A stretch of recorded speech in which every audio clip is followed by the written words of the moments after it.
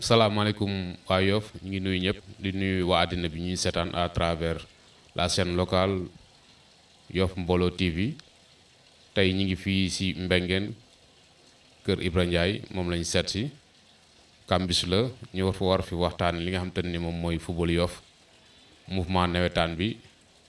li nga xamante ni moom moo ci commencé di dugg te bokk ci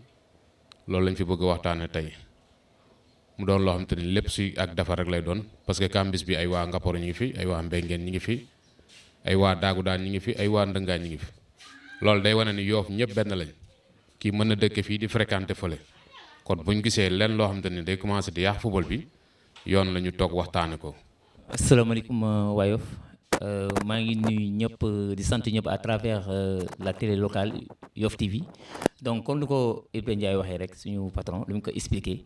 donc c'est quelque chose boo xam dañ ci war a jóg muy le mouvement nawetaan de Yoff parce que tey Cambus bi chaque instant dañuy wax ci li nga xam ne moo jëmale kanam nawetaani donc tey dañuy kontaan nga invité ñu vraiment ñëw suñu Cambus mu doon première émission ñu am ci mbégte bu baax a baax di la remercier donc man Mademba Fall lañ may wax xam naa jurement bu ñu duggee si débat bu baax a baax xuus si incha allah dañu si gën a waxtaan. salaamaaleykum waa Yoff TV maa ngi nuyu yéen ñëpp si nawet turam santaan man la béy mu dëkk Daagu Daan waaw dañ ñëw fii pour waxtaane si nawetaan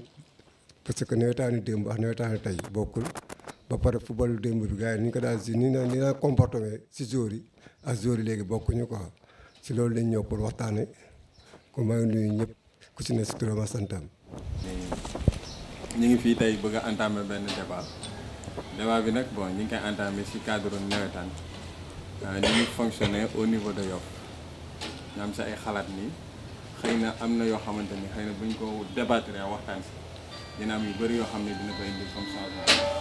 bon ñu siy débattre waxtaan si ay idée génn si ñu xalaat ne dina mën a am tuuti lu mu ñu indil lu positif ci sunu li nga xamante ne moom lañ am comme espoir mooy mu nekk nawetaan au niveau de Yoff mu nekk sport boo xamante ni tamit sport bu mën a neex la entre ñun mais nag lépp loo xamante ni si ñun ñoo ko moom entre ñun ñoo ko mën a neex ci cadre ñuy waxtaan di échanger ay idées pour mu jëm. li may ubbee mooy nawetaan li ko yàq mooy jamono dañu toll ci jamono boo xam ne nawetaan dafa yàqu te li ko yàq mooy jamono mooy fi ñu toll tey muy xale yi ñu toll tey période bi ñu toll suñu génération ñoo yàq nawetaan ci kanam tuuti nag dinañ ci gën a leeral li tax suñu jamono nawetaan yàqu ci yeneen di jamono yi romb yëpp nawetaan neexoon na mais suñu période bi ci la nawetaan yàqoo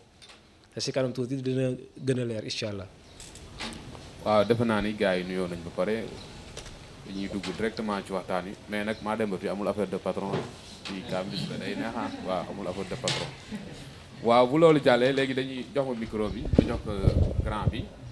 dama koy laaj par rapport ak nawetaanu démb comme ni ñu ko waxee ñoom seen i jamono na lañ doon dundee nawetaan na ngeen ko doon dundee seen i jamono. waaw bon allez question bi nga laaj dafa am solo trop parce que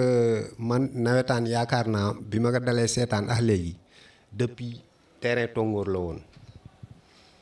laa dalee seetaan nawetaan ba ni ñu jógee ci kekka bi ba ni ñu tourné kekka bi ba actuellement ni tey ñuy fubal yi ay amitié ay Demba Diop donc man seetaan naa nawetaan ci terrain yu nekk mais nawetaan yi démb ak nawetaan yi tey man li ma constaté que ne bon mu ngi ko bëgg a yàq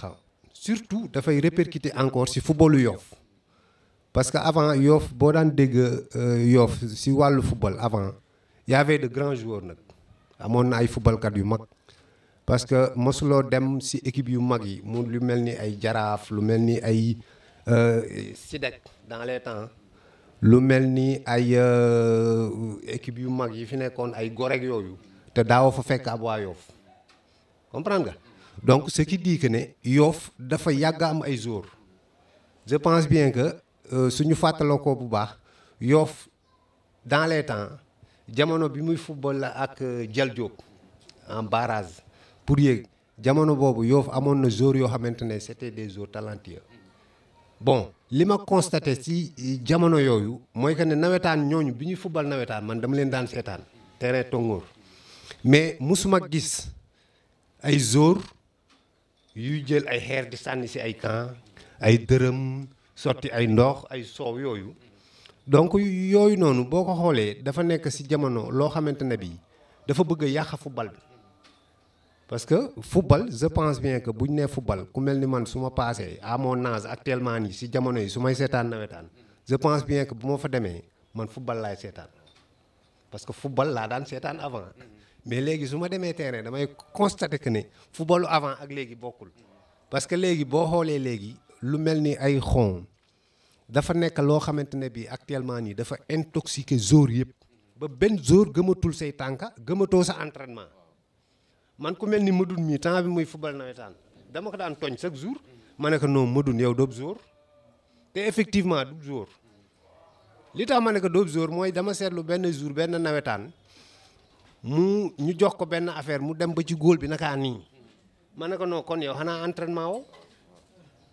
parce que man dama xalaat que ne ab jour bu entraînement li nga war a entraînement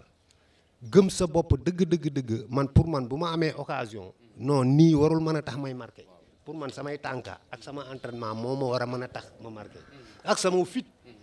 parce que ab jour aussi day amu fit parce que football moom boo amulewu fit doo ko def parce que jour buy tiit jàkkaarloo ay camp di tiit du marqué donc loolu moom dama ko constaté actuellement nii ci nawetaan yi mooy première chose bi ma constaté pour le moment mooy que ne daal lu mel ni ay xon waaw mystique bi daal xal na dominer football bi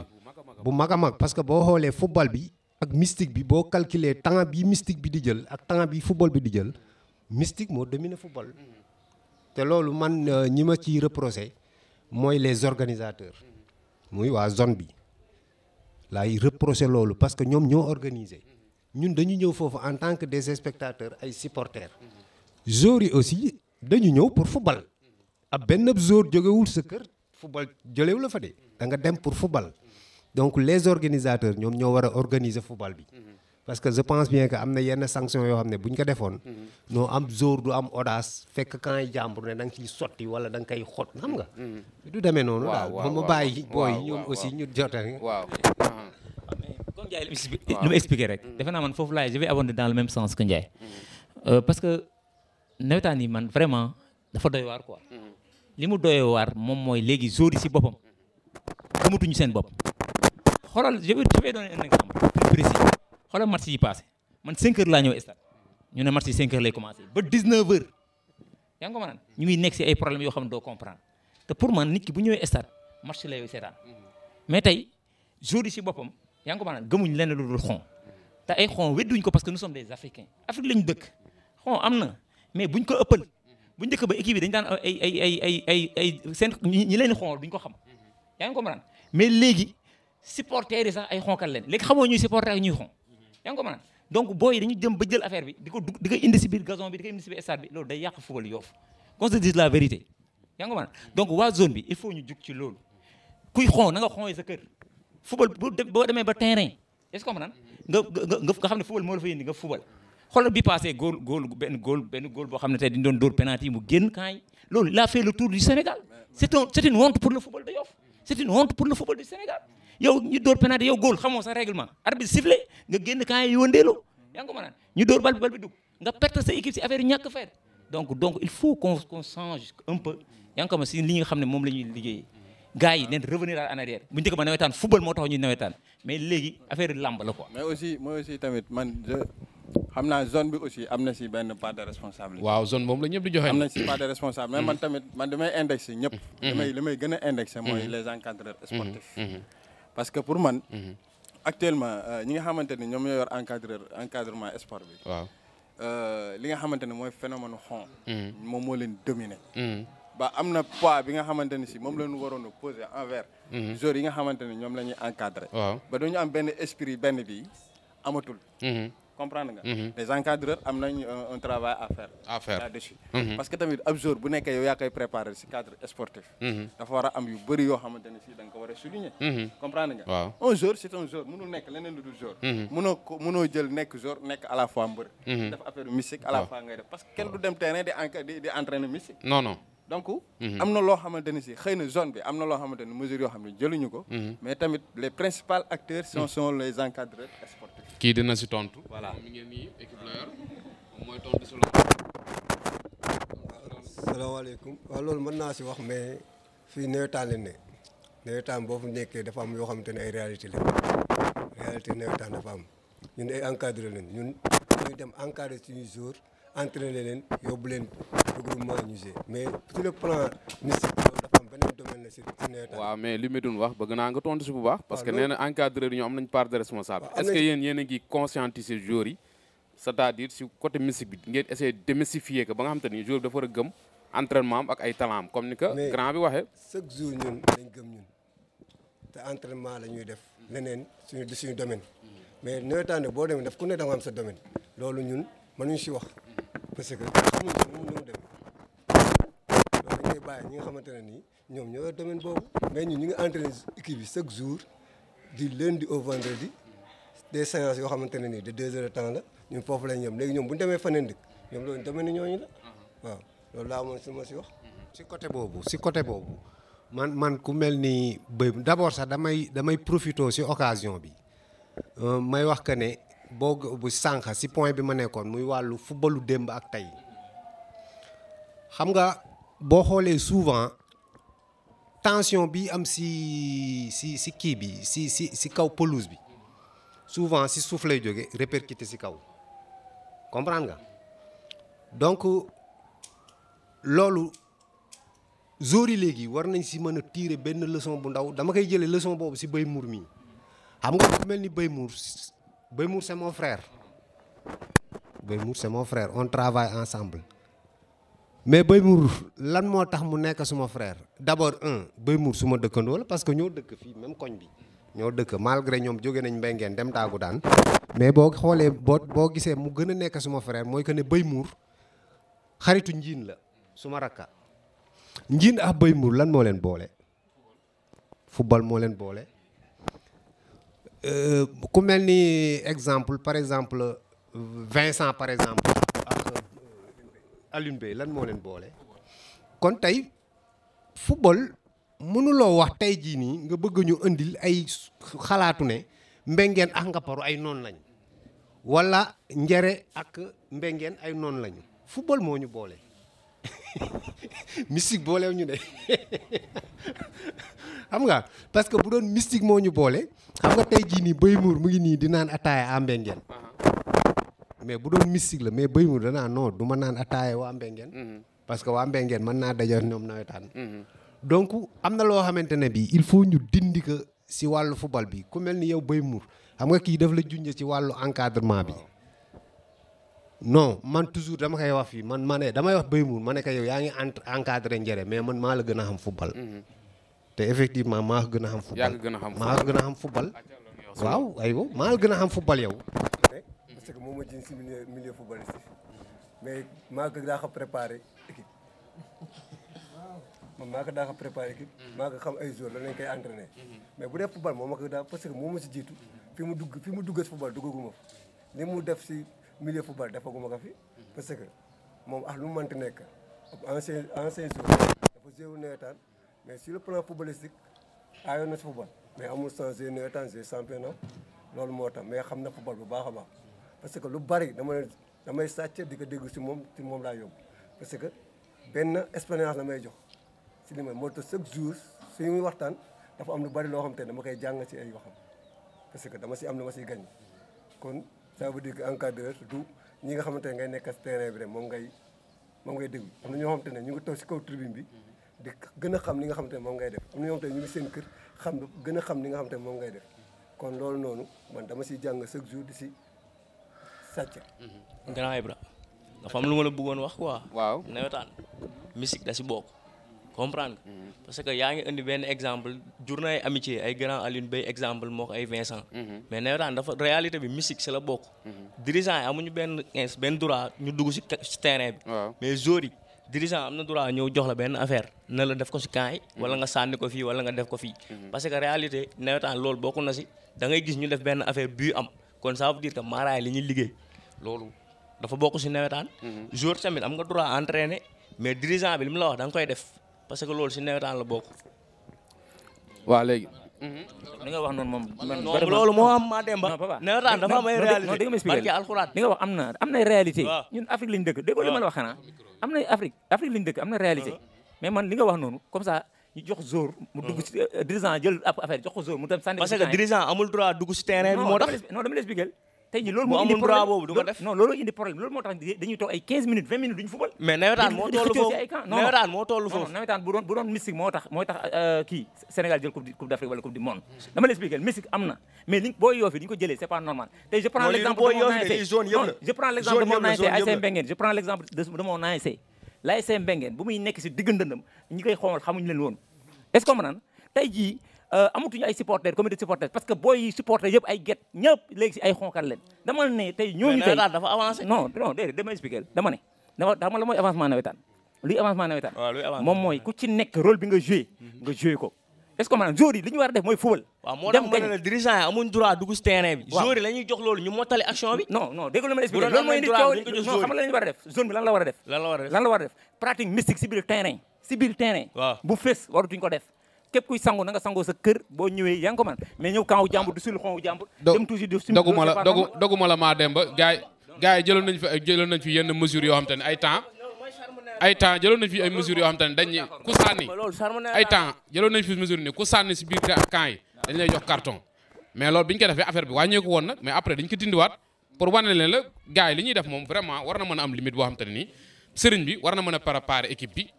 ba nga xam te ne nii li ñuy sangu regroupement lañ koy sango li ñuy takk ñu takk ko foofu mais sànni si camp yi ob jour mu ñëw nga koy sang loolu moom vraiment non loolu moom du football moom loolu làmb la quoi. loolu dama lay fekk si xam nga lu tax ba non dama expliqué même benn rek xam nga dama expliqué ñun duñu ay mbër ay jour leen nga jour yi xon yi dafa dem ba ñoom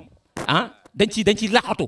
da ngay gis góol boo xam dañuy toll fële dóor mu dugg góol bi dem naa non bal bi c'est que gisuma ko quoi xam nga la te fekk bu ñuy dóor bal bi topp na bal bi naan gisuma bal bi quoi sëriñ bi moo ma jàpp ak affaire yooyu loolu moo amul joueurs yi ñoo war a gëm seen bopp xam ne dañoo war a nekk prétendre nekk des professionnels mais joueurs yi yoo fi lu ñu gëm non day bàyyi kon li ñu leen di jox bu leen la joxul joueurs yi duñ jël affaire boobu di ko sandi kaay léegi dirigeant yi dañu téye seen i xon kon na musique bi set xoolal man dirigeant yi ñoo jël affaire di ko jox joueurs xam nga man joué naa loolu man arrivé na ma man mii je témoigne à connaissance de cause si match boo xamante ne si je crois que ñu ne Ngaparou la woon sax ñu ne Ngaparou la woon ma jël benn carton rouge boo xamante ni si ci ay affaires yu demee noonu la comprendre nga parce que bon benn bal la bu arbitre bi tiré ma laal ko ak sama tàng mu carton ma jaune avertir ma léegi déjà am naa benn carton fàtte naa ko ñu jox ma benn affaire ma dem si camp yi sànni ko sans me rendre compte mooy règlement bi ngay wax noonu après j'ai pris un rouge boo xamante ni man moo sacrifié équipe bi sax boo xoolee loolu tu vois donc yow yaa ngi def yoo xamante ni pratique mystique yoo xam ne wóorul la à 100% ni lii mën na la gagnal mais li nga xamante ni moo nekk si terrain bi c'est bien palpable loo xamante ni si lu réel la comprendre nga loolu boo ko ñàkkee mënoo gagner match donc yooyu day causer équipe bi nga am tort comme par exemple kii dem si camp yi benn jour kar ko dóor ko ñu rose ñu sub jour donc c'est à éviter nawetaan mënuñu bañ a def mystique parce que si la bokk mais dañ ne abusé bi moom mooy yàq nawetaan c'est ça qu'on dit. mënuñu dem nawetaan bon. c'est la réalité. non l'équipe nationale sax dañuy dafa ëpp place bi ñu ko jox dafa ëpp. foofu la ñuy waxee mën naa si joxe ay anecdotes yu bëree bëri gis nga 2011 finalu Mbengeen ak Ndenaat lan moo ko yàq. dañu mi-temps gars yi dem si biir camp yi waa Mbengeen yi di fa sulle ay affaire ñoon ñu riposté après deuxième mi-temps bi amul demi-finalu daaw Ndëngaañ ak Ndenaat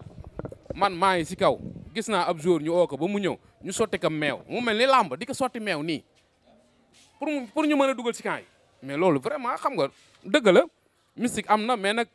dayoo biñ ko jox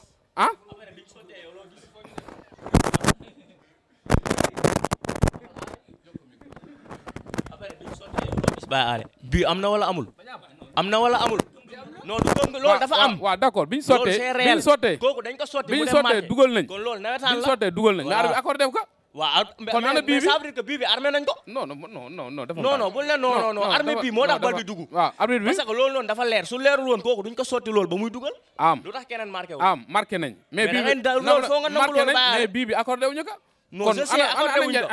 je sais accordé wuñ bii bi. non d'accord mais bii bi c'est des armées ñu jox ko kooku. moo koy non dañuy waxtaan am. waaw yow mënoo d'accord ni. ab jour buy football ñu woo ko. sotti kam soow. xaw ma meew. yow lool si football. mais lii nawetaan la. non mais bu dee nawetaan kenn ngeen bëggul di football. ñu Europe ba réew ñu niveau fii football la ñuy def ngeen bëgg ñu bëri. lii nawetaan dafa may réaliser baale. uy ma non sama waay dañuy wax dëgg. waaw ñëwal. li ngay wax noonu xam nga la ay dañu sotti affaire bii bi soog di dugg loolu gëm-gëm la. non loolu dafa am. non dama expliquer. non loolu yow gëm-gëm la si yow. non dama expliquer. loolu gëm la yow mais loolu c'est réel. non c'est réel weddiwuma ko nawetaan xon da cee am mystique da nga koy gis des fois. par force la. mystique da nga koy gis de am na weddiwuma ko de mais dama lay wax benn affaire waaw déglu ma baa ma jox ko benn anecdote rek non déglu baa ma jox la benn anecdote bu gàtt waaw déglu ma soo rek waaw déglu si baa ma jox ko benn anecdote bu gàtt anecdote bu ma lay jox xam nga Sénégal waaye yow mottali rek la non dama expliqué benn anecdote rek laa koy jox benn anecdote laa koy jox non déglu ma papa déglu ma rek benn anecdote laa lay jox déglu benn anecdote laa lay jox dama ne tey jii xam nga ñun balaa ñuy wax Yoff sax dañuy wax Sénégal ba pare Sénégal kenn gënu leen gëm mystique si àdduna bi yaa ngi ko mën mais dama ne talent bi dañ ko bëgg jël bàyyi ko si ginnaaw jël mystique bi avancé ko si kanam loolu la ñuy bañ yaa ngi ko mën tey jii Sénégal tey bu doon mystique mooy tax wala bu doon ñaan mooy tax nit jël coupe si football Arabie Saoudite chaque année jël coupe du monde kenn dàqu leen a ñaan kenn dàqu leen jàngul leen dama la expliqué la keneen ak keneen la même chose mais dama la expliqué Yoff tey la ñu nekk football Yoff le niveau est tellement bas joueurs yi gëmatuñ seen bopp lan la ñu gëm moom mooy affaire xon est-ce que man joueurs yi gëmatuñ football 90 minutes yu mat 30 minutes dañ koy tër arbitre day siffler ba lex yi di métti. mais loolu zone yëpp la non dama expliqué. loolu zone yëpp la boo gagné zone 15 minutes nga tër si terrain bi keneen jugaat loolu du football loolu taxul nit passe ñëw. loolu zone lii du football lii nawetaan la. non dama ne nawetaan du football. non du football de. mais non ça va nawetaan du football de non da ngay bàyyi kon ndax nawetaan du football de. nawetaan moom du football. non du football. non du football de. man moom fii ba suba non kii ale kii nu mu tuddati am fan loolu xam nga fan ngay xam ne football du ay xon mooy tey jii nii demal jël sëriñ yi gën si àdduna ñu jox la équipe nationale yow nga paru 20 ngay jël non ale waxal non 20 ngay jël 20 ngay jël deuxième non may ma léegi nawetaan du football règlement bi nekk si nawetaan nekkul si football waaw léegi xam nga loolu sànq moom laa wax léegi ma ne bu ñu actuellement nii football bi bu yàqoo nee naa la 70 à 80% c'est les organisateurs ñooy les responsables et les encadreurs damay revenir at léegi si Bay Mour mu ne man moo ma dax lan préparer équipe mais Bay Mour match bi passé moom moo doon sutti si corner yi moom loolu la jàngal jour yi non quand même nañu waxante dëgg xoolal surtout ma si corner man moom ma si pas surtout ma si corner non yow yaa ngi ñëw ba si corner bi noonu non instant boobu ab jour moo gaañu may génn mi-temps la bii équipe yi dugg mi-temps bi laa wax man bii équipe yi dugg man ànduma équipe ànduma équipe match bi non mais man yow laa gis yow Bay Mour yow nga ñëw ba si corner bi non loolu may ma avancé rek instant boobu noonu may ma avancé yow doobu encadreur dama ne nawetaan actuellement nii bu yàqoo responsable mooy les organisateurs et les encadreurs ci nan parce que man gisatuma benn encadreur buy ñëw nawetaan man damay seetaan de bon lu ëpp nag Mbengeen laay seetaan match Mbengeen wala bu fekkee ne Mbengeen mu ngi football yeneen équipe waaw mais man li ma gis mooy encadreur yi man gisuma fi benn encadreur boo xamante ne bi indi nga tactique de jeu tactique de jeu pourtant mi ngi am nag non yow sa morom yi ngay non man toogee man je suis là pour man animateur la foofu laa toogee fi mu toll nii kii moom mooy protéger encadreur et coach yi waaw moom moo leen di protéger man animateur la déglu may ma man Baye Mbaye Sarr Bay Mour ñoom lay reproché parce que ñooy sumay frère ñoom lay reproché déjà je te donne exemple ku mel ni Baye Mbaye Sarr match bi mu joué contre Océan Baye Mbaye Sarr est-ce que joué na benn match bu mu marqué 2 buts si saison bi. si marqué na 2 buts contre Océan. waaw contre Océan waaw contre Océan rek la marqué 2 buts. lan moo may Baye Mbaye Sarr 2 buts. Baye Mbaye Sarr jour boobu noonu tactique de jeu am. man dama ko gis. par exemple joueurs yi ni mu ko positionné xaw ma loolu tactique am la. waaw xaw ma position joueurs yi ñoo position woon noonu seen bopp. mais loolu ça a payé. ñu am 2 bii. bi muy dajee ak njare. léegi kii moo koy répondre loolu. moom bi muy dajee ak njare man gisuma loolu. parce que tactique boobu noonu ma gis mooy par exemple nii boo ñëwee si latéral bi da nga fay gis ku mel ni Baye Malick. est-ce que xam nga ne Baye Malick lui seul peut gagner am match. vie position non pas Malick. Baye Malick latéral. foog rôle bu mag lay jouer si kii bi offensive bi. mais le problème mooy que non may ma eggali tuuti. mais le problème mooy que ne moom. d'accord yaa ngi wax ne moom en contre Océan mu ngi joué pour marquer 2 buts. mu ngi joué am 2 buts ñun suñu bopp loolu lañ préparé woon. mais moom c'est l'entraîneur moom mooy le système am moom mooy xool loo xamante ne moo ko arrangé si match bi mu jëm. parce que mën na wax ne njëriñ day indi leneen taamu contre que nii parce que mu jël jumeau teg ko dañuy devant la défense. parce que système bi loolu rek la sens axe bii ñëwul jumeau mii ñëw dañuy devant la défense mu jumeau di animé devant la pour ñu dem ci kan mais d'accord li nga wax noonu ànd naa sa yow man bu doon man la damay répéter même système bi parce que dama joué benn match gañ marqué 2 buts damay ji ma indiwaat système boobu bu doxul ma jëm seet leneen mais boo xoolee xool na que pour sur le plan organisation sur le plan technico-tactique mu ngi ko doon def carrément mais jour boobu da du sensam mais sur le plan organisation sur le plan du jeu dafa liggéey bu parfait. non allez man d'accord ma kii. waaw léegi. xoolal xoolal non déglul allez non allez man Béy Mour du ma ko may dara Béy Mour wax na ka. loolu moo waral mu changé loolu. joxal booy. booy seet Océan njëre si boppam moo gën a faible Océan parce que Océan day ñëw di créer si ginnaaw. Océan day joué mu tegal leen booy boo xam ne day daw day course parce que contre Océan bi mu defee loolu bi ma ko gisee dama ko félicité parce que nee naa ko yow coach sa nga loo xam ne nii par exemple ñu bari xalaatuñu parce que Océan seen ak central ñoom dañ njool léegi te ñoom seen jeu si ñooñu lay déparé léegi bu ñu amee koo xam ne comme par exemple ku mel ni Médoune day daw gauche daw droite bon ñoom seeni xel day dute lan la ñuy man teg sànni léegi sànni boobu nag par exemple ñun mooy arrangé Mbengue parce que boobaa Mbengue day téye def jeu li mu bëgg boobaa daf kay moo tax mu réussir contre Océan mais ñun waruñu ñëw ba contre Njere laa la wax de Océan moo gën a puissant Njere kuy seetaan mais contre Njere joué ngeen de. waaw mais joué ngeen de. waaw d'accord nañ. da ngeen marqué wul mais joué ngeen. non xam nañ ne. da ngeen joué ngeen da ngeen marqué wul. d'accord nañ non ñun d'accord nañ de xam nañ ne joué nañ xam nañ ne chance lañ manqué mais par exemple comme contre Njere par exemple Jimo parce que am nga Jimo bi mu fubalee si kanam paas na ay bal ñu marqué mu paas ñu am penalty mais boo ko fubaloo si ginnaaw Paco Alaye malgré que Paco mën na fubal mais Jimo moo gën a oyof parce que Jimo moo doon téye sax si digg bi nii di accéléré mais boo ko yóbboo si kanam mais di nga am 1000 chance waxuma ne da nga marqué par force mais 1000 chance mais pour yow par exemple sa objectif bi nga ni woon waaw man foofu man mën naa ko défendre. non kenn foofu moom mën naa ko défendre tuuti malgré que man nekkul ma fi entraîneur man animateur la mais mën naa ko défendre tuuti position Paco bi ngay wax noonu ak jumeau bi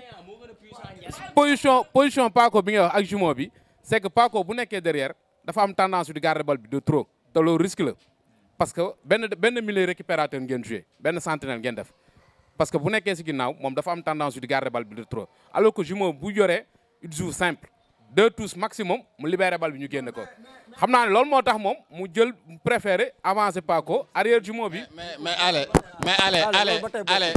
loolu day nekk si cas yoo xamante ni l'adversaire est dangereux. adversaire bi mi ngi procéder ak ay attaques di la indil situation si ce deuxième tiers. su nekkee loolu am na mais opposition amul woon. yaa may dégg donc boo démarré loolu au bout de quelque temps nga gis ni yow yaa ngi def pressing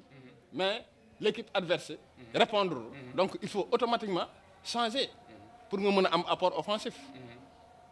yaa may dégg apport offensif bi il faut nga dem wuti ji ko. mais deux systèmes bokkul. vu que yaa ngi joué si ce deuxième tiers mais ba léegi amagoo possibilité pour procéder. non Mbengue sax Mbengue yaa ngi dégg ni mu joué contre Océan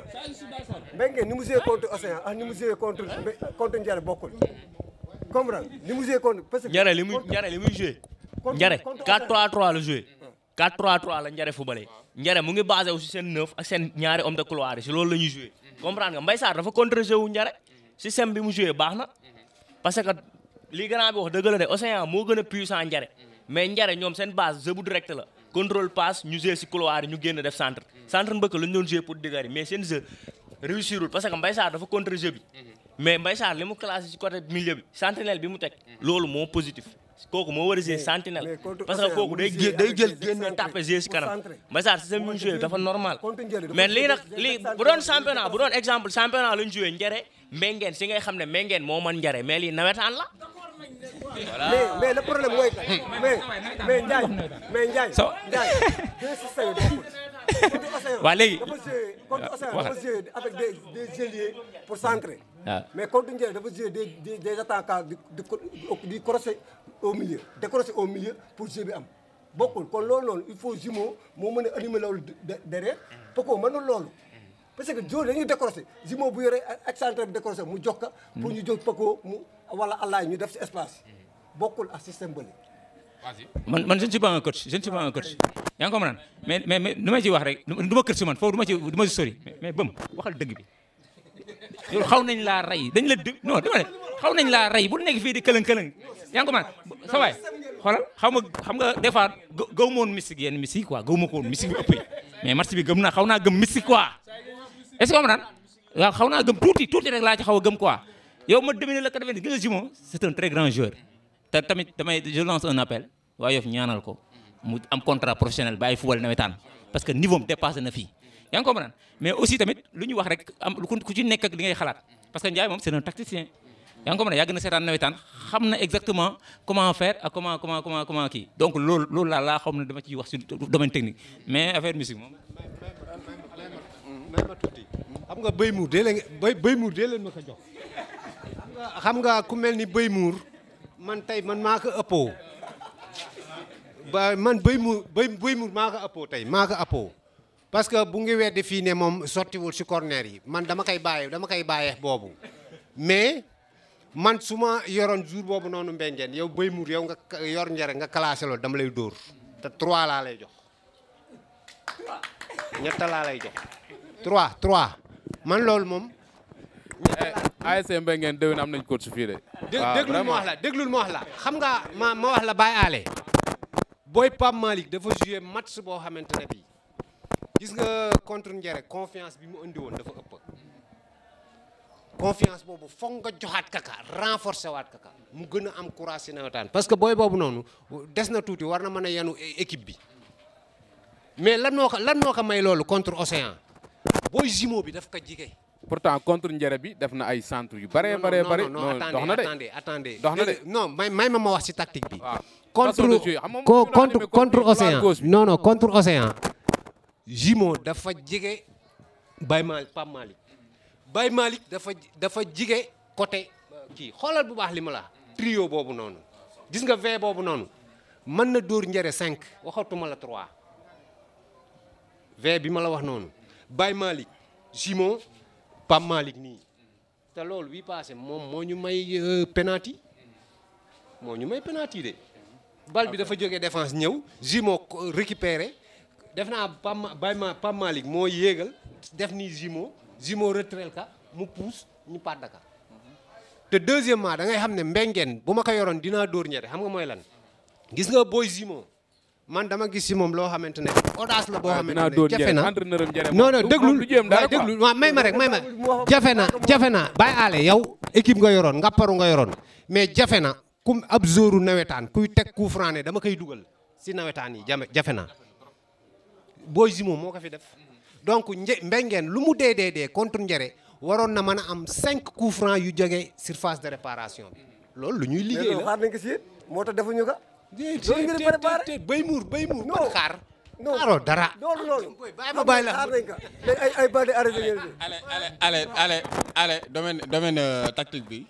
benn analyse bu ndaw rek laa lay waaw vas-y. boo xoolee Paco. sa façon de jouer. Paco boo xoolee c'est un milieu défensif. waaw yaa may dégg. Alaye. waaw milieu défensif waaw. kan moo ëpp jeu. entre Alaye. Paco ak Jumon. Jumon bi c'est Jumon. waaw donc c'est lui qui devait jouer devant. donc boo jëlee Paco ak Alaye teg leen devant Jumon. ils sont neutres. parce que Jumon mënul nekk à la fois di def sorte de balle. bëgg a assurer les dernières passes. non mënul nekk. comprendre nga. donc moom il faut mu jël. à l'avance si ñoom. waaw gis nga match boobu. yow da nga gisoon ni benn moment Jumon dafa waroon avancer. non day avancer c'est automatique. ok parce que non seulement. sunu attaque amuñu benn attaque boo xamante ni si. mën na décrocher. waaw di jël si balle yi di ko yóbbu en même temps. amul force bi amul gabarit bi. yaa ngi dégg. donc il faut mu am un complément. complément boobu bu ñëwee taxaw. dina permettre attaque bi dina mën a amorcer ay fonds d'attaque am. ba pare dina libérer couloir yi. waaw dina libérer couloir yi. waaw d'accord mais xam nga man nekkul ma fi Mbaye Sarr nekkul ma fi benn entraîneur mais vraiment li ma gis korog du question tamit li ma toog Mbengeen moo tax may wax de mais Mbengeen a bien joué ASC Mbengeen a bien joué man loolu laa gis quoi. Mbaye Sarr li mu def ça pourrait marcher mënoon na dem. mais sa xalaat nga wax rek non sa xalaat nga wax rek sa xalaat nga wax moom lu mu sentir ne lii boo ko defee dina baax moom la def te pourtant il a réussi. quand même il a réussi loolu moom baax na moom ala kulli xaal mais nag xam nga par exemple nit ku nekk rek àdduna par exemple xam nga da ngay wax par exemple ni nga gisee parce que ni nga gisee mooy ça veut dire que comme par exemple waxoo wax joo xam ne xam nga day dépasser nit ki wala day dëgër parce que waxtaan la rek parce que nit ki toog këram sax mën na dégg match bi sax xam nga moom mu xalaata ne bu fekkoon ne day comme ni ma déggee nii bu fekkoon ne comme ni ma déggee nii noonu la demee non bu ñu footballé woon nii peut-être waaw mais surtout koo xam ne comme waaw d'accord léegi ñi ngi Mbengeen kam bi su Mbengeen lañ nekk may nañ leen ngeen wax seen équipe léegi nag nañ dellu siwaat ci football Yoff beeg de manière générale léegi dafa am benn affaire bu ma lay wax grand Baye Zal coach su ASC Tongor loolu man sama bët moo ma ko may te du ma waxal nit ki loo xam te ni defu ko en 2012 demi-finale Tongor ak Mbengeen mooy bi ngeen di égaliser ci dernière minute bi maam di dugal ab joueur mi ngi war a def changement ab joueur am war a dugg ci biir terrain bi ñëw toj ñaari kaani ci ligne de kii bi ligne de touche bi toj ko ak ñaari tànkam après ñu woo ko jox ko ñaari pom mu war a dugg moom ci biir terrain bi arbitre de touche bi signalé ko arbitre central bi ni waa ji dellool affaire yi doo dugg ci biir terrain bi ñu nekk fa tergiversé noonu kërëng waa ji xamul la lay def coach bi ci boppam moom moo jóg ci banc bi dem nangu ñaari orange xaw ma ñaari pom c'est pas defe naa pom la sax pom dafa rëy coach bi ci boppam moo ko jël ci waa ji delloo ko waat ñi ko joxoon jour bi loolu sama bët may na ma ci loolu noonu kon encadreur yi du ma ni am na ñoo xam te ni du ma ni ñëpp daal peut-être am na ñu koy def comme di nga waxee classe ak bëm gi mais am na ñoo xam te ne nii dañu démystifier loolu moom man teg naa ci sama bët témoignage ba mën naa ko def ci Baye Zal. waaw bon loolu xam nga ku mel ni Baye Zal moom sincèrement si wàllu football bi ici à Yoff si nawetaan bi ku nekk gis na ne moom aussi mu ngi siy def ay jéego du dudul dara quoi man damay seetaan équipe am mais xam naa ne ku mel ni moom mu ngi siy def ay jéego mais ku mel ni genre bëm yi rek lañ war a kii xam nga yettaat quoi genre bëm yi foog ñu yettaat leen bon si kaw loolu damay ñëwaat Baye kii Baye Ale xam nga toujours si début bi wax naa ne gis nga loolu xam nga ñen ñoo si mën a jàppale les encadreurs ak footballeurs yi toujours ma ne la les organisateurs ñan ñooy organiser nawetaan bi mais waa zone 6 ale damay laaj zone 6 waññal A ba Z ku si toj terrain bi kan moo si xam ab jour coono lan lay daj si terrain kan moo ko xam ñi ñuy yóbbu zone yëpp du ñu ay jour xamuñu football da nga koy jox ku ko mën a organiser ki ko mën a organiser mooy kii xam football te loolu dama siy reprocher équipe bi nawetaan désormais war nañ jël ay mesures à ce que ku ñuy yóbbooti zone yaa may déglu nga xam lan mooy football et puis nga sonnal football xam nga football boo ko sonnalee doo ko yàqa donc la zone 6 bi mooy ki nga xamante ne bi yooyu yëpp comme li Baye Zal nga wax ne moo ko def zone 6 moo ko waroon a jëkk a bañ ne ku fi indi nangam ma sanctionné la. waaw parce que barka démb rek dalal naa Lagay Thierno Sarr di ko laaj yu mel noonu mais vraiment li ma tontu moom xam nga parce que mooy comme li nga wax rek ñoom organisateurs yi ñoom ñoo war a xoolaat seen bopp parce que li nga xam te ni moom mooy xew ab supporter mënul jóge si kaw ñëw di ko def si biir aire de jeu bi mënul nekk ab dirigeant bi nga xam te ni moom moo nekk si main courante bi moom mi nga xam te ni jigéen a aire de jeu bi moom moo mën a def yenn yi te loo xam te ni bu jógee si banc yi bu demee si terrain bi mais tension la fi indi ñoom dirigeant yi ñoo dugg si biir terrain bi gis nañ fii comme niñ ko waxatee Laayeen ak Ngaparou 2017 final boobu àggul la ko yaax gis nañ ko dirigeant la gis nañ fi Mbengeen ak Ngaparou bi amoon Ibamar ab dirigeant dugg na si biir terrain bi gis nañ fi final bu am Demba Diop bi àggee bi studio bi ab dirigeant duggaat na si biir terrain bi te sanction yi daf pour man dafa desee sévère quoi sanction yi moo desee sévère parce que bu fekkee ne sanction yi day sévère ñu dóor bu baax nga xam te ne du am sax recours kon vraiment ku ko def boo ko buñ gisee ñu sanctionné nit keneen ku ko xool dootu ko def quoi mais vraiment ñoom ñoo war a mën a xoolaat seen bopp ñoom la zone 6 mais ak aussi supporters yi yenn ay supporters yi nga xam te ne ñu mel ni am lañ jiital musique bi boo waxee ñun la nawetaan la nangam ñooñu lañu war a wax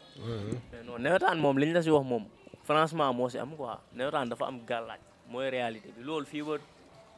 àdduna du tukki buñ ma joxee micro dama koy wax nawetaan moo gàllaaj ñoo ànd parce que mosoo gis football championnat Sénégal ñuy porter réserve ay jours ay nawetaan ngay gis ñuy porter réserve toog 72 heures mu génn ñu ne la équipe bi daanu na kii moo gagné kii moo laa kon ça veut dire que lii du football dañuy toll ay jours nii rek ñu dem football yi nii kii non sa waay dañuy yóbbu ay nawetaan jours dafa nii rek ñu dem football yi déglu ma expliqué la non du for ay jours sax non li nga wax dëgg la non dégg xaaral man su waaw kay waaw xam nga li ngay wax weddiwuma ko mais comme li grand bi wax sànq rek donc foofu dafa ñu réorganiser waat ko li ngay réorganiser mooy discipline xam nga discipline lépp lu mu amul xam nga la dara du baax tey jii joueurs yi dañu war a discipliner xam ne li ñu def nii football bi ñuy def nii dañ ci war a tekki ëllëg dimbali seen njaboot mais sa waay boo amoon sa doom tey muy def bac yaa ngi ko mën leçon bu ñu ko jox mu dugal si tiroir yaa ngi ko mën joueur bi utal sëriñ bu gën a ay si àdduna boo ko joxee du am dara dama lay wax dama ne joueurs yi si boppam ñoo psychologiquement ñoo war a gëm seen bopp xam ne football dañoo war a bégal nit ñi bu ñu ñëwee terrain ñu football nit ñi kontaan tàcc mais di tëdd 20 minutes tëdd jugaat góol bi jaar gauche kii jaar est kii jaar ouest mujj kenn du xam lan la dama ne tey jii Sénégal si boppam Sénégal laa wax de façon générale il faut qu'on change de mentalité sëriñ yi dugguñ si terrain bi football est-ce que man sëriñ yi dugguñ si terrain dañuy nax nit ñi qu'on dise la vérité da ngay gis benn loolu moom du ma si ànd ak yow moom non damay expliqué dañuy nax loolu du nit ma ñi si ànd ak affaire yow yi léegi affaire courtier la non affaire courtier dama expliqué da ngay def sëriñ mu ne laan match bi 2 bii la match bi 2 bii la yaa ngi comprendre 2 bii yaa koy dugal nga dugal kay am 1 kii am 1 mu ne la non c'est que bii bi dañ ko nangu ci xam nga la sa gars yi ñoo xeex moo tax ñu nangu ko ak ay sëriñam ak ay sëriñam non du sëriñ yëpp te waay du sëriñ yëpp de lan waaw xon wet duñ ko waaw mais dama lay laaj xon wax ma benn xon bu spectaculaire boo xam ne da nga ko gis nii daaw nii waaw ban la final Nangagne Njare daaw waaw 1-1 waaw Nangagne bi marqué waa Nangagne yëpp xam ne match bi 2 jours avant xam ne match bi 1-1 la 2 jours avant xam ne match bi 1-1 la yàlla xam na ko 2 jours avant xam ne match bi 1-1 la kon non man de ñooñu war nañ def si ñoom ñu wax ñu lu xew dëkk mais la moo tax 20 match bi nga tooyee sa dëkk bi loolu rek laa lay laaj la moo tax 20 match nga tooyee sa dëkk bi 20 match ma tooyee sama dëkk non c'est parce que ndox dafa baax rek yaa ngi ko mën naan saraxe ndox dafa baax yaa ngi ko mën naan ndox moo baax ñun nekk ci yenn affaire yoo xam ne extrapolé affaire ndox la dañuy saraxe yaa ngi ko mën non ay kii la ay sarax la lan moo tax mais sarax boo xam te ne da nga ko def sa kër loolu garaawul mais li ñuy bañ mooy affaire bi ñëw si biir terrain bi non dañuy waxtaan terrain bi 22 joueurs yi ñoo fa war a nekk ak arbitre bi terrain bi 22 joueurs la arbitre bi ak bal loolu ñoo fa war a nekk mais terrain bi moom ay xon waru faa dugg loolu du yoon. Baye Ale joueurs yi defuñu dara joueurs yi lépp lu ñu def dañ leen ko sant da ngay gis benn dirigeant jóge fële yor benn affaire ñëw ne la demal nga toj ko si camp yi loolu est-ce que joueur bi la wala dirigeant bi la kan moo def erreur waaw kon dirigeant yi ngeen war a waxal ngeen bàyyi joueurs yi defuñu dara joueurs yi ñu ngi entraîné di dem di noppaleeku ji. ça veut dire que joueurs yi ils n'ont rien fait dirigeants yi ngeen am droit waxal. ñoom ñooy bàyyi li ñuy def man si côté dirigeant yooyu ngay wax dirigeant yooyu ngay wax man ci laay am lu ma rotal tuuti xam nga ab dirigeant nga dirigeant yaay diriger xam nga boo demee assemblée générale club yi par exemple nii bu doon ne assemblée générale ku laa ñëw da ngay indiwaale 2000 francs en tant que membre club bi da ngay indiwaale 2000 francs loolu moo la war a mën a may parole ci biir assemblée bi benn deuxièmement buñ ne comité directeur par exemple ñu ne comité directeur balaa ngay bindu ci comité directeur bi da ngay joxe 10 000 su fekkee ne yàlla def na nga bokk ci comité directeur bi da ngay joxe 25 000 francs comme membre comité directeur loolu buñ ko doon def léegi nga gis dirigeants yi changé demal dans les nawetaan booy yor ay bouteilles nga gis leen ñuy bu équipe bi dugg ñu yor seen bouteilles yooyu ak seen di gangar yi wóor na borom bi laa ils n'ont rien fait defuñu dara ci équipe bi. dëgg la ñiy joxe ñu nga seen kër tëdd. non dëgg la de ñiy joxe ci équipe bi. dëgg la ñu nga seen kër. en général sax ñiy yor saag yi. di sóob noonu. yoruñu dara. yoruñu ko dañuy waral ni maa ko waral nii kër mais yoruñu dara. maanaam équipe bi gagné nga ne non man li ma def moo tax. waa léegi si cadre organisation jaadu na man zone bi laay wax zone bi nga xamante ne bi ñoom ñooy organiser nawetaan yi war nañ imposer ASC yi ASC bu nekk sa comité directeur da nga koy indi ñu xool comité directeur bi yëpp et chaque membre du comité directeur dafa war a cotiser par la force pour l'équipe par exemple chaque supporter yow par exemple nii supporter si boppam dañ ko war a imposer par la force da nga war a am carte membre par la force loolu force la non loolu moom c'est le minimum quoi nañu waxante dëgg gis nga nawetaan bu ñu ko yóbbu woon foofu léegi nga gis mu changé billaahi léegi mu changé man maa la ko wax ale xam nga li ma fi ma bëggoon a ñëwaat tuuti mooy xam nga lu tax nawetaan bi ñu war a xool si domaine sportif bi ñu war si xoolaat tuuti quoi waaw xam nga ñun on a tendance léegi équipe bi nga xamante ni moom lañ am au niveau de Yoff au niveau espoir de Yoff ñi ngi recruter suñuy talent si nawetaan waaw yaa ngi dégg talent yi nga xamante ni ñoom troisième point fa laa bëggoon ñu daane la fa pour ñu représenter li nga xamante ni mooy couleuru dëkk bi ñu ngi leen di xoolee ci biir nawetaan donc nawetaan boobu bu amul benn sérieux bi wala benn obligation bi wala benn niveau bi mais bu ñu xalaat suñu équipe yi daal di am niveau c'est pas possible mënul nekk donc loo xamante ni domaine boo xamante ni si la du comme li gars yi di wax ni nawetaan non ay jour ngay lijjanti non du lu ndaw parce que base la waaw ci base boobu noonu nga mën a recruter ay joueurs pour ñu ñëw représenter sa dëkk fu nekk da ngay dem recruter fa quelques talents ñu ñëw représenter couleur bi kon donc lo base boobu moo war a gën a solide sax waaw à l'équipe première mooy nawetaan mooy source bi nawetaan donc du loo xamante ni si lu kii la quoi lu passager la non ngay ñëw jël ay joueurs nii jël bi non les joueurs dañu war a entraîner sérieusement ñu dem football yi satisfaire gars yi ñu recruter ñu ñëw représenter kii bi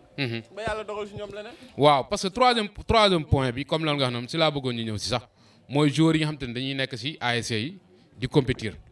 mais dañ gis ne léegi nii dafa am benn tendance bu xew mooy gars yi léegi dañuy dem jëli ji ay joueurs yoo xam te ne si biti lañ nekk da ngay ñëw rangale 11 joueurs yoo xam te ne nii benn mooy dëkk si quartier bi le reste yëpp ay mercenaires la ñuy nekk te équipe bi ngay def yëpp dañ si gagné ay coupe léegi nag loolu dafa commencé di ray suñu football parce que suñu joueurs yi nga xam te ne ñoom lañ yaakaar ñu war a dem renaissance de Yoff fan lañ war a mën a performer mooy si nawetaan yi si nawetaan lañ leen mën a gisee recruter leen yóbbu leen RS Yoff ñu mën a taxawal dëkk bi mais gis nañ ni loolu dafa commencé di dee léegi ku mel ni ASC Njare ñoom ñu ngi dugal seen i booy am na yeneen ASC yu dugal seen i booy mais ASC yenn yi dañ commencé di bàyyi loolu di indi ay recrutement yoo xam te ne nii dafa commencé di yàq suñu football bi xam naa ne troisième point bi si loolu la ñuy waxtaan après ñu tëj kii bi débat bi. waaw man foofu aale dama ci am mbégte pour wax ci quoi parce que football socle base la quoi waaye nawetaan tamit toll na foo xam ne tey jii dañ ko war a professionnaliser parce que booy quartier bi rek ñooy football amul fenn pour man parce que équipe booy quartier boo amee loo xam ne da nga ko manqué ci quartier bi war nga ko mën uti ci feneen donc pour man nawetaan boo xoolee yeneen dëkk yi am niveau waaw loolu d'accord nañ si maa dem boo amee loo manqué dem wuti ci mais ñëw rangale 11 jours yoo xam te ne kenn mooy dëkk si quartier bi loolu tamit baaxul de non loolu c'est pas normal mais dama expliquer mais tamit bu fekkee ne comme par exemple yow 11 yi nga indi noonu waaw ñoom ñoo ëpp ak caractère booy si dëkk bi tamit sawaay da ngay obligé jël ñooñu noonu parce que football leen na kase la nit ki mais est-ce que loolu mën nga see dëkk xam nga loolu mën nga ko def ren na mën nga kaa def parce que am nga xaalis waaw mais est-ce que déwén jéeg di nga ko mën waaw mais déwén dëkk est-ce que loolu di nga si dëkk di ko def mais dañuy waxtaan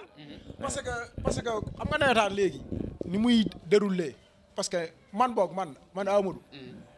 AFC bu ne soo feree par exemple 10 millions jëlëb coupe moom pour man jar naka nga uti yi sóor lii 10 millions jëlëb coupe non jar naka mais fere 10 millions waaw jëlëb coupe sacrifier génération bi lëmm non attention loolu jar na mais da ngay fekk mais loolu non mais day fekk xam nga li ñuy wax moo nekk ni xam nga li ñuy wax moo nekk ni maanaam culture nit ñi benn dafa am benn mentalité bu ne seen non may ma tudd Amadou dafa nit ñi dafa am benn mentalité bu nekk seen bopp bi mooy gagner quelle que soit la manière lu mën a xew nañ gagner mais gagner non mais si biir kii mais gagner dafa war a am logique dafa war a am manière oui ma dama ne woon du ma wax de damay déglu de waaye itam ale comme lii sa waay wax man Bingo mi moom laa àndal parce que boo xoolee violence bi am jamono ji yëpp xas-xas loola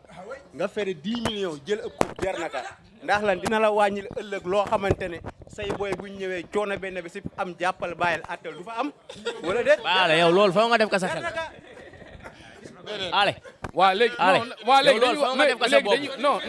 non révolutionnaire dama bëgg non attends ay étranger may ma tuuti dama bëgg gaay waaw may ma tuuti après nga ñëw non may ma tuuti après nga ñëw c'est-à-dire li ma fi ma bëgg waxee mooy affaire bi maanaam nañ ko teg si cadre football nañu wax sur le plan footballistique gis nga football nit ki dafa am équipe bi dafa am cadet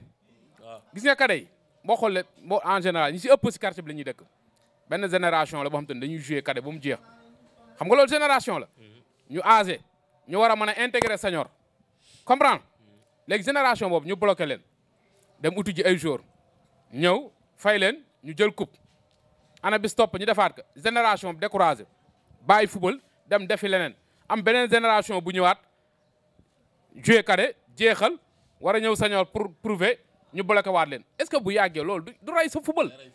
day rey sa football il faut ñu xoolaat li ñuy def parce que man li nga xam te ni moom la maa dem ba man d'accord naa si loolu nga dugal waa dëkk bi gis ni am na lu manqué comme équipe bu Mbengeen tey jii ni dem uti benn attaquant axial bu baax mais loolu kenn daxu ko am na kenn nga dax déedéet parce que gis nañ loolu moo manqué si kanam mais ñëw teg 11 jours yoo xam te ni kenn mooy dëkk si quartier bi vraiment loolu war nañ si wan a waxtaan quoi. en toute logique ñu dem jëli ay étranger ñu ñëw def résultat léegi ñi fi newoon defuñu résultat quartier bi jël coupe mairie kontaan paay loolu neex na wala neexul gars yi kon baale yow lan nga bëgg léegi man mënuma fere si nawetaan plus de 7 millions comprendre nga bàyyi fi booy jëluñu ma dem jëlee étranger fere 7 millions wala 8 ma jël léegi ban moo gën ah baale non waaye non si côté boobu yéen da ngeen di waxee ñaari position mooy kii dafa waxee nawetaan kii dafa waxee football xam nga man li ma jàpp ne moo gën te mooy li nga xamante ne moom mooy répercuté si suñu équipe ñun Espoir de Yoff mooy dañuy xool ci quartier bi li ñu manqué ñu dem uti ji ko man boog loolu laa gën a gis te parce que loolu noonu boo xoolee boo ay étranger noonu boo xoolee si jamono yi ñu toll nii dafa xala rey Ngapparu tuuti mel ni équipe bu Ngapparu boo xoolee nii moom li mu daan basé wu trop si ay étranger dafa tax instant bi nii reconstruction la nekk. ak ndëngaañ non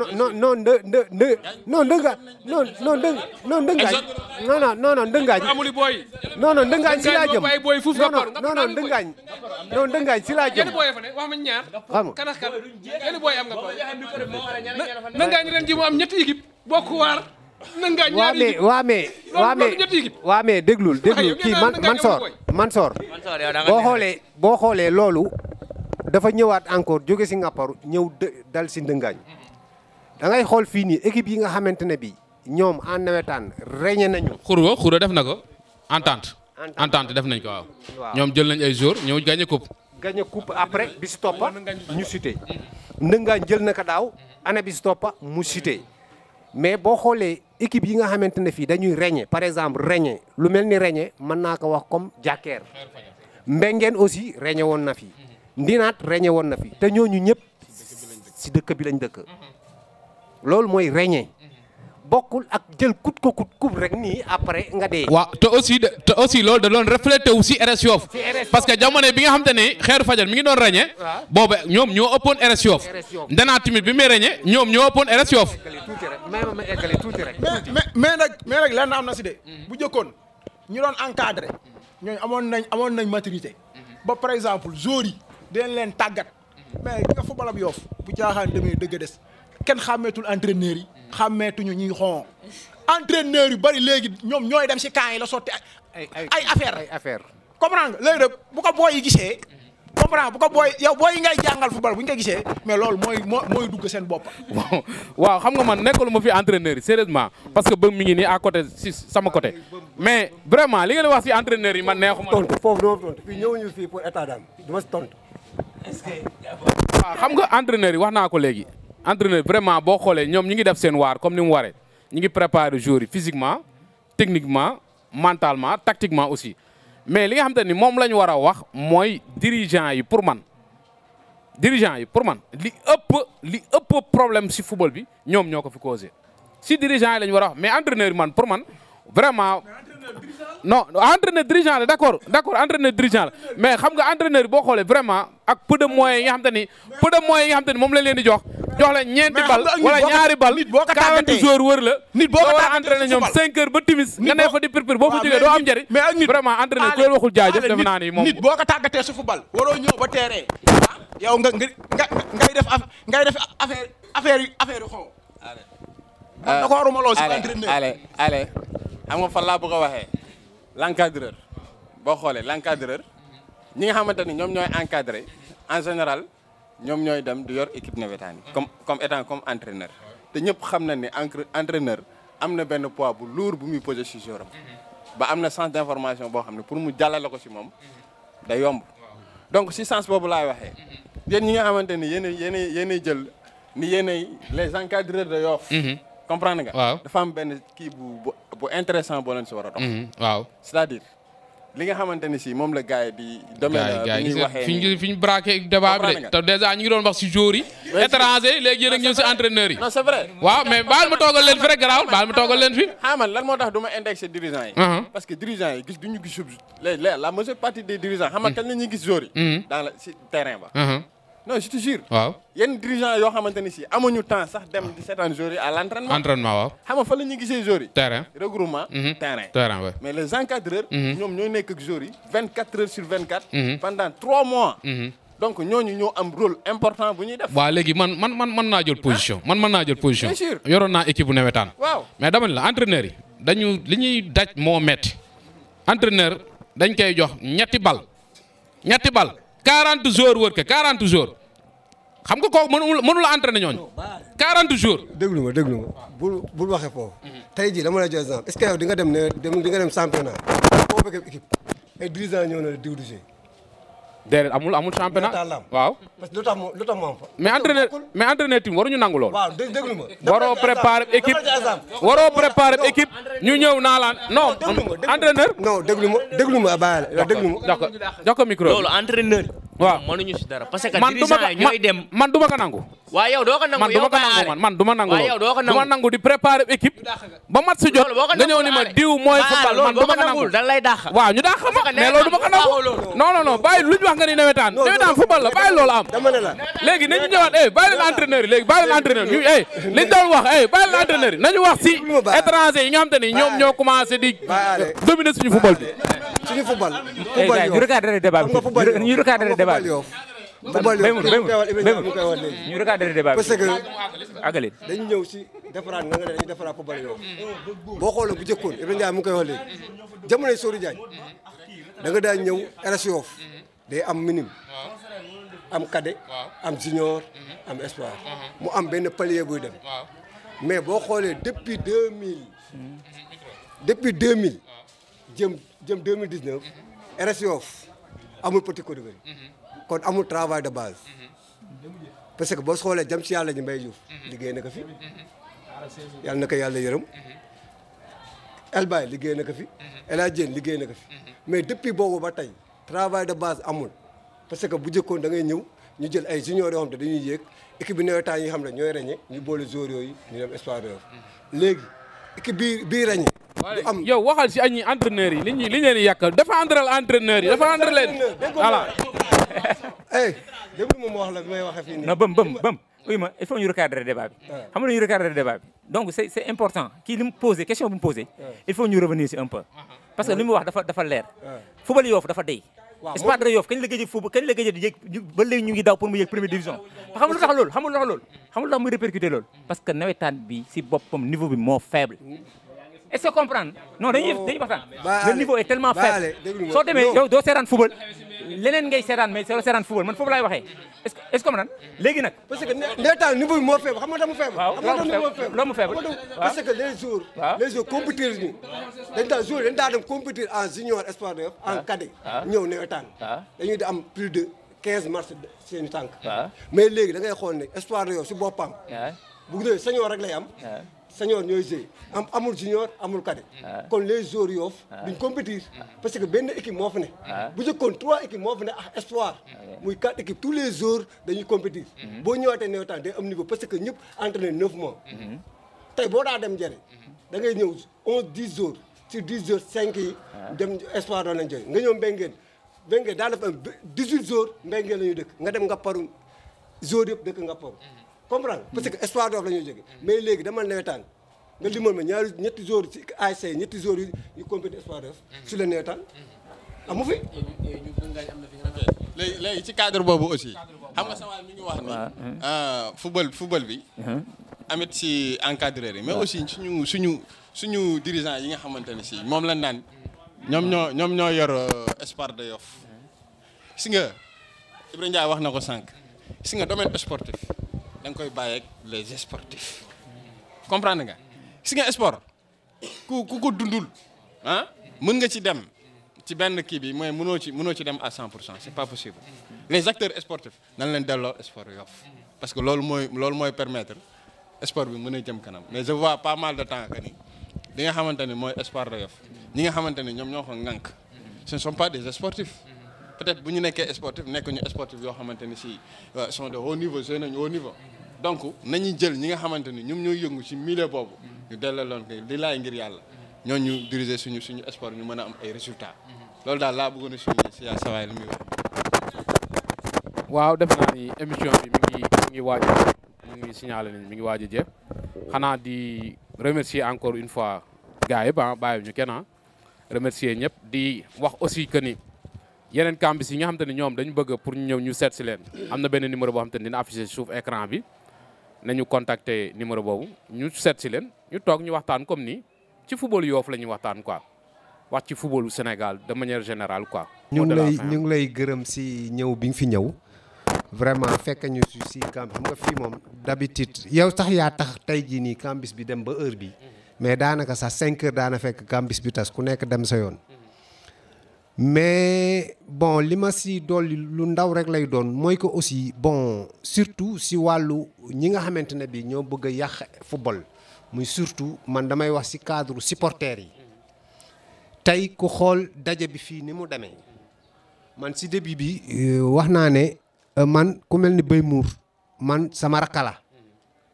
te sama rakka rek lay mës a doon li tax loolu mooy xaritu njiin la ba ñuy tuddante ay doom donc Bay Mour suma rakka la yàlla def Bay Mour moom mu ngi encadré njëre Mbengueen lay kambisoo donc supporter bu gis tey jii nii ndaje mi war ngaa mën a tey si football ab tey man supporter yi laay wax parce que l'autre jour maa ngi stade mais gis naa ay action yoo xamante ne bi pour man boo ko defee sa bopp nga ko def parce que ku fa xaañoo nag nit sa bopp nga xaañ donc football bi léegi aussi man maa ngi ñaax booy yi nga xamante ne bi ñooy supporter équipe yi te booy yi supporter équipe yi aussi bari na yoo xamante ne bii ñu ngi koy def si terrain bi ñi leen koy defloo ñu ngi ci kaw fële taxaw à l'écart man damay gis ay affaires yoo xam ne da ngay gis ay booy yu ndaw ñu di leen ko defloo comprendre nga. am na ay tension yu yëngu parfois si stade yi ay gars ñooy sant ay booy yu ndaw pour ñu yëngal tension day am loolu lépp si ay affaire xon rek comprendre nga. donc si cadre boobu maa ngi féliciter waa Njare ci victoire bi di féliciter aussi waa Tongoor. Ndinaat n'a pas démérité sincèrement parler Ndinaat bon ku ko xam si wàllu nawetaan xam ne équipe la boo xamante ne bii bu bokkul nawetaan sax da nga naan nawetaan du neex donc ñoom aussi ñu ngi leen di encourager di leen ñaanal année bi stop dàq xam nga. de même que Ndëngaañ c'est une équipe ba nga xamante ne bii vraiment ci wàllu organisation ñoo standard muy nga paru non vraiment man seen organisation tey jii nii Ndëngaañ boo duggoon nga ne Ndëngaañ Mbengeen suba la. soo ne woon je veux 300 000 boo laa moytu 300 000 yi yemba taf te loolu jafe na si yenn équipe yi nga am ka nga soxla xaalis kut ko kut am ko donc Ndëngaañ équipe bu organisée la donc ñoom aussi ñu ngi leen di ñaanal année bi di ñëw daaxa de même que Ngaparu c'est une équipe très organisée sincèrement Ngaparu si wàllu nawetaan man dama naan bu dee si nawetaan toujours dama naan bu dee toilettu demal Mbengeen Ngaparu toilettu Ngaparu moom si wàllu supporter organisation ñoom moom xam nga daanaka tey jii nii boo xoolee jotaay bi nii xam nga kii nii Ngaparu la dëkk booy si laala fii la bokka Ngaparu la dëkk